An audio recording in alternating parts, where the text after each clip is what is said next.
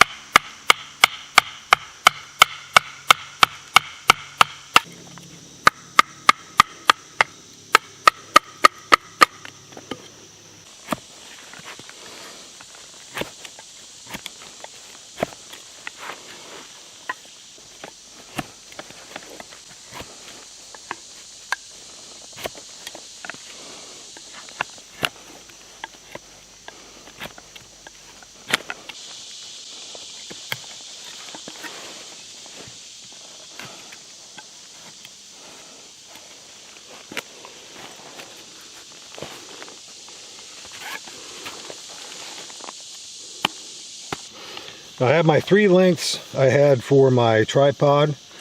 In order to make this, I'm going to go ahead and start off with a clove hitch.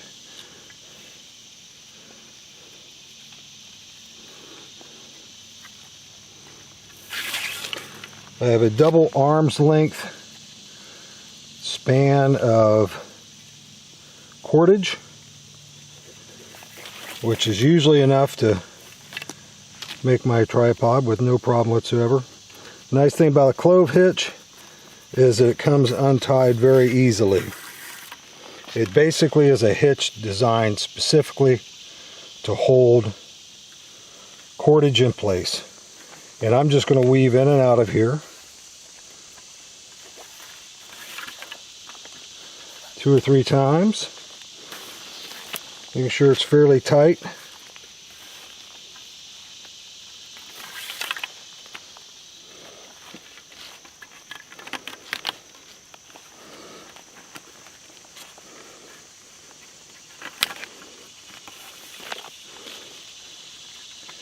Once I got 3 weaves through there, I'm going to go through each one.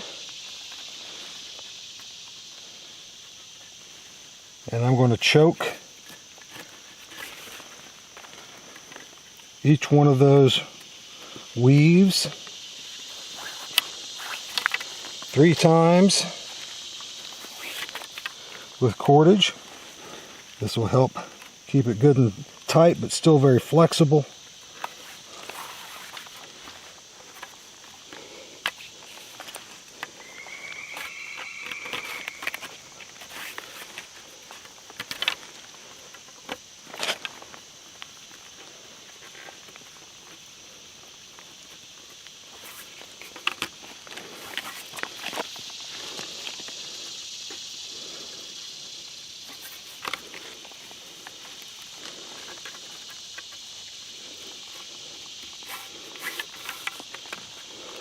I'm going to finish that off with another clove hitch.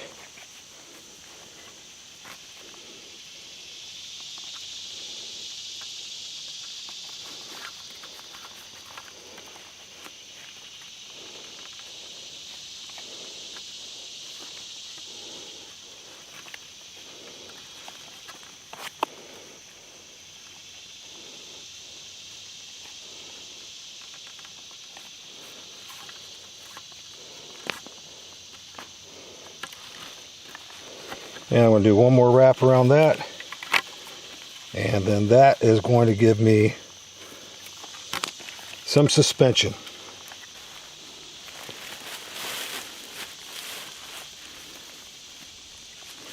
Now I have a nice, decent sized tripod put over the fire. I could hang gear or equipment from there, and with the leftover here, I can use that for pot hangers, which I'm going to show you how to make here in just a minute. Or if you make a larger one, you can hang it up, use it for gear. I will be doing a video on this eventually on an entire tripod camp, and I'm going to show you a lot of different things that you can do with tripods, including a place to hang your hammock. But today, we're just doing the basics. Basic tripod, ready for a pot hanger. I'll do that next. Now to make our pot hanger, you just basically want a little fork in the tree where a branch was coming off. And I'm going to go ahead and clean this up just a tiny little bit. And take that bottom off of there.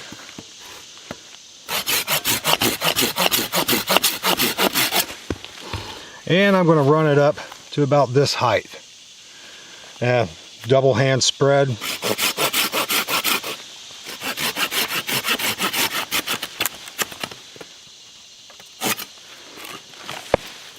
And this is it.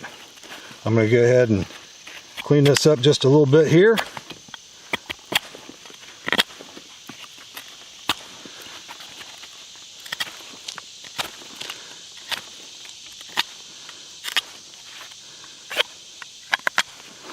I'll provide a nice little hook to hang your pots from, and in order to get that to where it's going to stay on whatever cordage you put it on and not slide off, I'm just going to cut a little X. And there's a baton little X right there on the same side as the hook.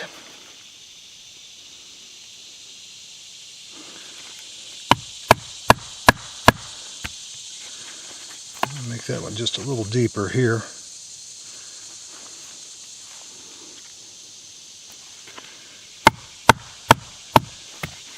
And then you're simply going to take down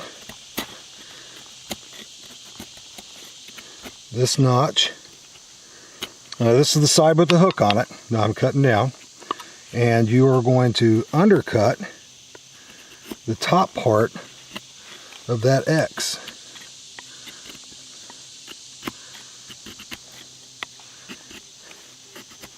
And what that is going to do is provide you with a claw, a little tooth to hold your cordage.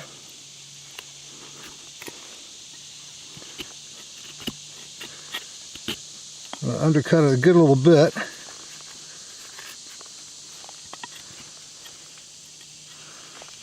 Because I don't want my cord to come off when I'm supporting a pot, especially if it has my supper in it.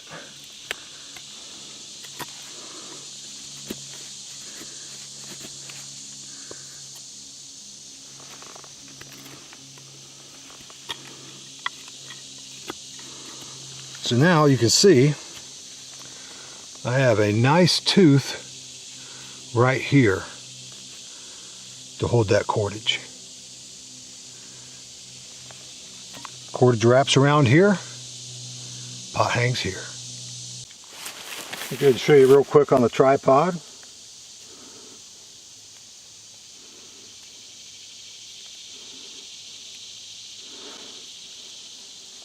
You can use any type of knot in here. I'm just going to use a square knot real quick just to show how it hangs. But if you do an adjustable type of knot, that will usually work a lot better. There, you can get a good deal of weight on this. And another thing you might want to consider when you're doing this is whatever cordage you're using, if you are going to be using it over the fire a good bit, I would go ahead and soak your cordage in water before you do this. And if you do that, it will last a little bit longer.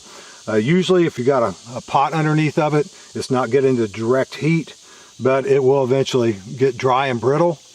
And if you want to be out for a camp for an extended time, about a week or something like that, get in the habit of soaking your cordage in a little bit of water before you put it back over the fire. As you can see, it supports a tremendous amount of weight, and that could hold quite a heavy pot. Now, depending on your purposes for a tent stake, that will dictate how long or how big a girth you need for your tent stake. For just regular tarps, things like that, you know, this right here is just about an inch. That's more than sufficient. And what you're going to do, you're just going to get and cut a length of that off. And I'm going to go probably 3 hand lengths, which that would be more than sufficient length for just about any of your needs. On the wider end, this is the narrow, this is the wider, that's where I'm going to make another one of those X's. Not all the way at the top, but fairly close.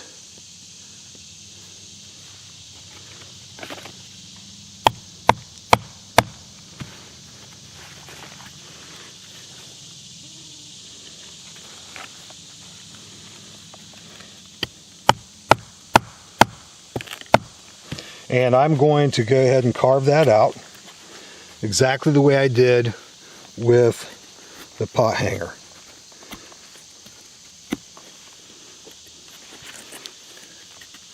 And I'm going to make sure I undercut the top part of the X there, which is now the bottom, which is going to make the notch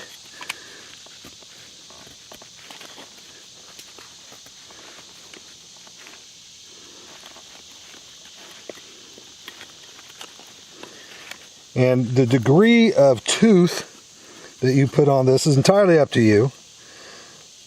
Literally, I mean, it only needs just enough to hold your cordage into place.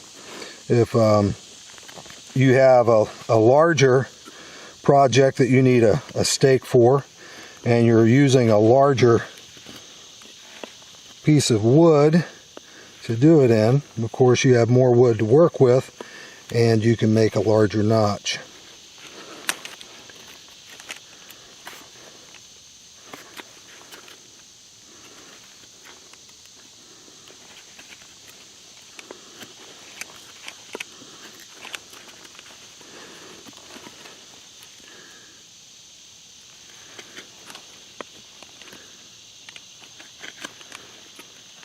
Just trying to get a little bit of that undercut in there.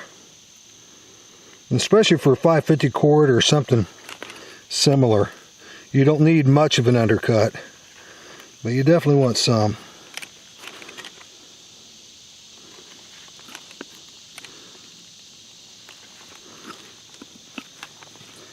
And I think that looks pretty good right here. Now, as far as putting a point on it,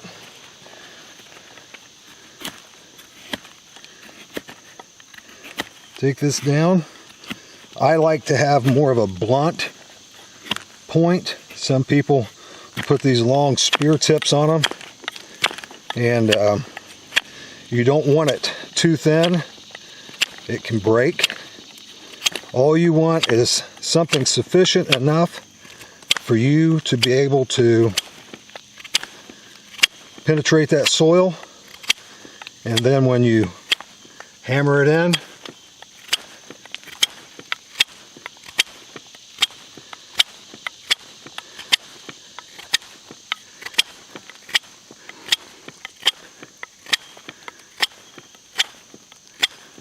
it'll hold. You can see this is a very blunt point, but it'll definitely do the job.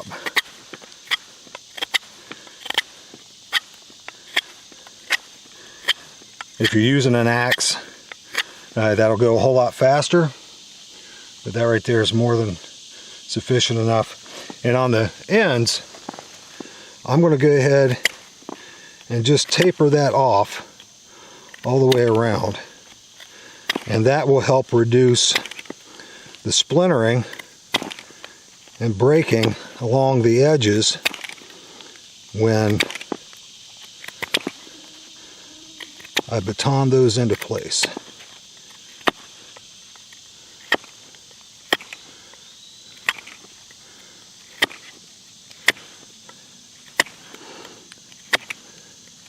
You don't want to go too far or it will be difficult to hit your mark. Right there will do it. And that is a do-it-yourself tent stake. And this one is definitely beefy enough to do anything you need it to do. The last thing I'm going to do is I'm going to show you how to make a basic toggle. And I'm going to take off a section here. Now, toggles are useful for all kinds of things. You can use them in conjunction with webbing or other hammock hanging accessories that you'd have. You can use these to hang your pack with a piece of cordage and stuff on it. And all I do is I cut a small section, a little bit wider than my hand. I'm just going to notch off the ends here.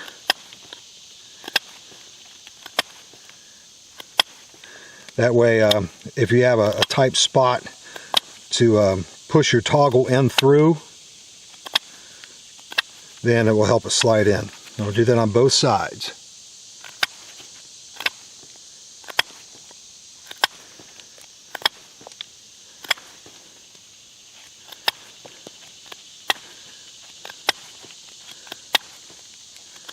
Now in the center, I'm just going to push in just a little bit all the way around.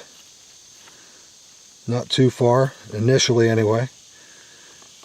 And when you're using green wood, it's a little bit better than when you're using dry wood, because dry wood It can be a little too dry and you wind up breaking your stick in half. Now I'm going to rotate it the other side. And all I'm doing is I'm creating a curve or a groove curving around the stick that's going to provide a little cavity for our cordage to go through. And it doesn't have to be too deep. You definitely don't want it so deep that it's going to break your stick. And just work it all the way around. Now, these larger ones, like this one, would be excellent to hang your pack from. You can use a smaller one, made exactly the same way, as a water bottle toggle. Now, I'll make one of those too, and I will show you how that will work when I get back to camp. Right now I just have a nice little groove that my cordage can rest in and won't slide from one side to the next.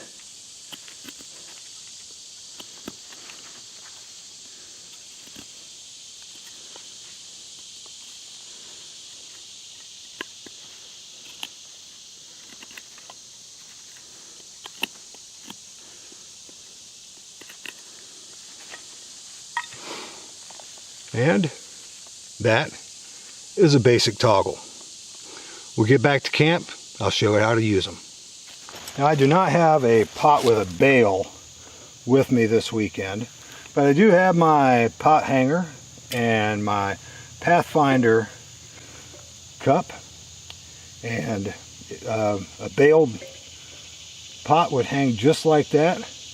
Right on there, as you can see, where the tooth of the notch is, the cordage sits right in there.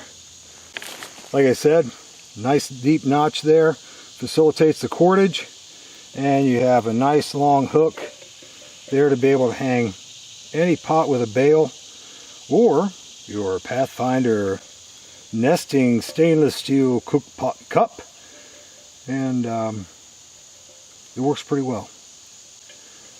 Really great if you forget any necessary hardware you had planned on taking. Quick and easy and very efficient.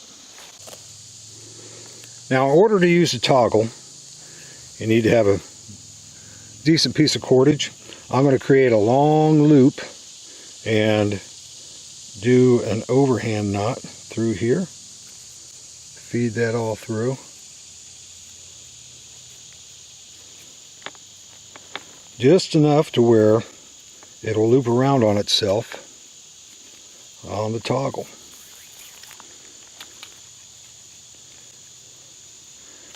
Now,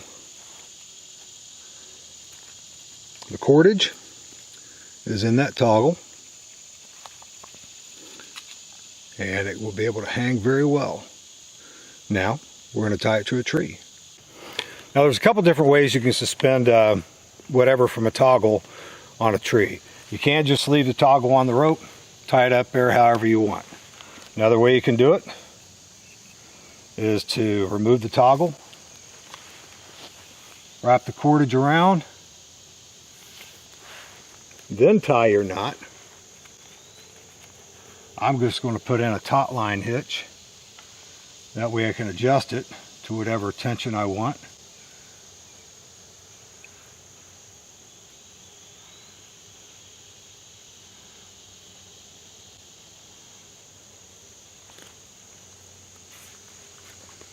There we go. And then you simply make a loop within the loop we'd already made. Run your toggle in, feed that knot through, and there we have the toggle. Just run that through whatever loop of whatever it is you want to hang. There you have it. When you're done, undo it, and if you want to, you can put this in your kit and save it for next time. There's another kind of toggle. It's a water bottle toggle. If you have a stainless steel water bottle, you can actually make a miniature toggle, just like one we made for the hanging our gear from a tree for your water bottle. Just turn her over and see how wide you need to make it, just a little bit shorter than the width, and go ahead and cut that off and carve into that exactly the way you did before with the larger toggle, except not quite as deep. Now I've got my little miniature toggle and literally going to do it exactly the same way we did before with the larger one. We're going to loop that back around on itself. All we need is just enough of a bite there in the very center to get it done. Open up your lid, and the nice thing about mine is I can remove it. Slide this inside, and now you have a way to hang your water bottle over your fire from a tripod and be able to boil water in it without any special tools or materials. Just a stick and some cordage. It actually works pretty well.